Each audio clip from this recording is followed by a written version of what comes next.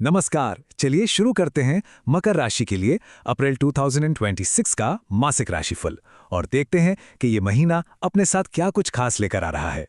तो अप्रैल 2026 का महीना सच पूछे तो एक बड़ा ही पावरफुल मिक्स है। एक तरफ है आत्मनिरीक्षण यानी अपने अंदर झांकने का मौका, और दूसरी तरफ बाहरी दुनिया में ग्रोथ। तो ये बैलेंस कैसे बनेगा, चलिए इसमें थोड़ा गहराई से उतरते हैं। इस पूरे महीने को आसानी से समझने के लिए हमने इसे 5 अलग-अलग हिस्सों में बांट दिया है। सबसे पहले ओवरव्यू, फिर career, finance, love, relationships, health, education और आखिर में कुछ खास उपाय। तो शुरुआत करते हैं एक ओवरव्यू के साथ। इसमें हम देखेंगे कि कौन से बड़े ग्रहों के गोचर इस महीने की एनर्जी को एक आकार देने वाले हैं। महीने की शुरुआत ही एकदम शानदार हो रही है, खास करके 1 अप्रैल। ये दिन मकर राशि वालों के लिए एक लकी दिन साबित हो सकता है। एक ऐसा दिन जब अपनी उपलब्धियों पर गौर करने और आगे की प्लानिंग करने का एक बेहतरीन मौका मिलेगा। अब देखिए पूरे महीने ग्रहों की चाल कैसी रहेगी। 2 अप्रैल को मंगल आएंगे मीन राशि में, जिससे साहस और पहल बढ़ेगी। लेकिन 11 अप्रैल को बुध थोड़ा कमजोर पड़ेंगे, जिसका असर कम्युनिकेशन पर दिख सकता है। फिर 14 अप्रैल को सूर्य का मेष में आना फोकस को घर परिवार की तरफ ले जाएगा, और 19 अप्रैल को शुक्र वृषभ में आकर क्रिएटिविटी और सद्भाव को बढ़ावा देंगे। तो इस महीने के कुछ मुख्य विषय क्या हैं? सबसे पहली बात, दूसरों से तुलना बिल्कुल ना करें। अगर कहीं अटका हुआ सा लगे तो एक्शन लेने का समय है। भावनात्मक और मानसिक स्वास्थ्य पर खास ध्यान देना होगा, और हाँ, थोड़ा सावधान भी रहना है। चाहे पर्सनल लाइफ हो या फाइनेंशियल, किसी भी तरह के धोखे से बचना जरूरी है। चलिए अब बात करते हैं करियर और फाइनेंस की। देखते हैं कि प्रोफेशनल लाइफ और पैसों के मामले में अप्रैल का महीना क्या ला रहा है। इस महीने को हम 2 हिस्सों में देख सकते हैं। महीने का जो पहला आधा हिस्सा है वो नेटवर्किंग, प्रेजेंटेशंस और नए प्रोजेक्ट्स के लिए अहम है। हिम्मत तो खूब रहेगी, लेकिन जल्दबाजी से बचना होगा। फिर महीने के दूसरे हिस्से में फोकस शिफ्ट होकर पर्सनल मामलों और घर पर आ जाएगा। करियर स्थिर रहेगा, क्योंकि बृहस्पति मेहनत के जरिए ग्रोथ को सपोर्ट कर रहे हैं। एक चीज का ध्यान रखना है, 11 अप्रैल के बाद सवाल ये उठता है कि क्या सहकर्मियों की वजह से कोई गलतफहमी या देरी हो सकती है? हाँ, बिल्कुल। बुध के कमजोर होने से ऐसी स्थिति बन सकती है। हो सकता है कोई पीठ पीछे बात करे या काम में गलतियां निकालें। तो करियर के लिए सलाह क्या है? फैसले लेने में देर ना करें और टाइम मैनेजमेंट को बेहतर बनाएं। अगर जॉब चेंज का सोच रहे हैं तो 14 अप्रैल के बाद का समय अनुकूल है। एक और जरूरी बात, अगर कोई ऐसी आदत है जो काम पर असर डाल रही है, उस पर कंट्रोल करना होगा। अपने टैलेंट को कॉन्फिडेंस से पेश करें। 19 अप्रैल के बाद लोगों का ध्यान आकर्षित करने की क्षमता काफी बढ़ जाएगी। फाइनेंशियल आउटलुक की बात करें तो इनकम स्थिर रहेगी, पर खर्चे भी प्लान रहेंगे।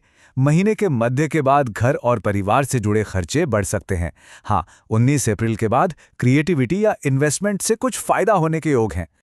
चलिए अब आगे बढ़ते हैं और नजर डालते हैं लव और रिलेशनशिप्स पर। देखते हैं कि इस मामले में चीजें कैसी रहेंगी।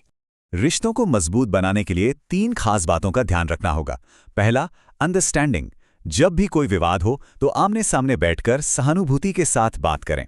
दूसरा, अपूर्णताओं को स्वीकार करें। पार्टनर में या रिश्ते में परफेक्शन ढूंढना छोड़ दें। और तीसरा, सिंपल चीजों में खुशी ढूंढें। एक साथ खाना खाना या एक अच्छी सी बातचीत, ये छोटी छोटी चीजें ही रिश्ते को खास बनाती हैं। एक थोड़ा चुनौतीपूर्ण समय आ सकता है 14 से 19 अप्रैल के बीच।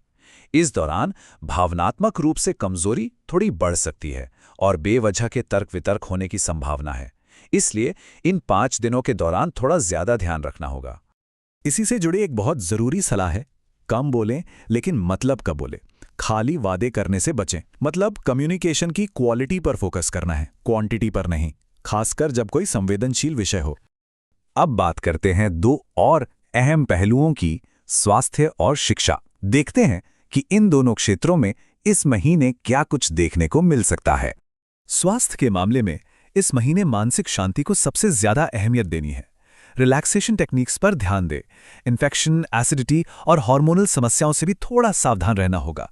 महीने का पहला हिस्सा बेचैनी और मानसिक थकान ला सकता है, इसलिए अप्रैल के मध्य के बाद भावनात्मक स्वास्थ्य सबसे जरूरी हो जाता है। और शिक्षा के लिए महीने का पहला हिस्सा प्रैक्टिकल स्किल्स सीखने के लिए बेहतरीन है, लेकिन 11 अप्रैल के बाद ध्यान बनाए रखने के लिए ज़्यादा मेहनत करनी पड़ सकती है। इसलिए कोशिश करें कि पढ़ाई का माहौल शांत और स्थिर हो। और आखिर में आइए जानते हैं कुछ ऐसे खास मासिक उपाय जो इस महीने की ऊर्जाओं को बैलेंस करने और पॉजिटिविटी बढ़ाने में मदद कर सकते हैं। तो शनिदेव के लिए ओम शम शनेश्चराय नमः का जाप करना फायदेमंद रहेगा।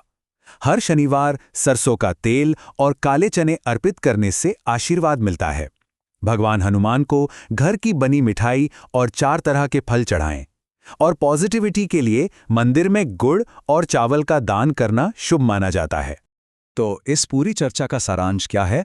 अप्रैल एक बैलेंस का महीना है। ये एक ऐसी यात्रा है जो बाहरी दुनिया के कम्युनिकेशन से शुरू होकर अंदर की स्थिरता की तरफ जाती है। एक्शन से शुरू होकर आत्मिक शांति पर खत्म होती है। और अंत में एक सवाल, इस अप्रैल में सक्रिय ऊर्जा और आत्मनिरीक्षण के इस अनोखे मिश्रण का इस्तेमाल एक मजबूत भविष्य बनाने के लिए कैसे किया जाएगा, इस पर विचार करना जरूरी है।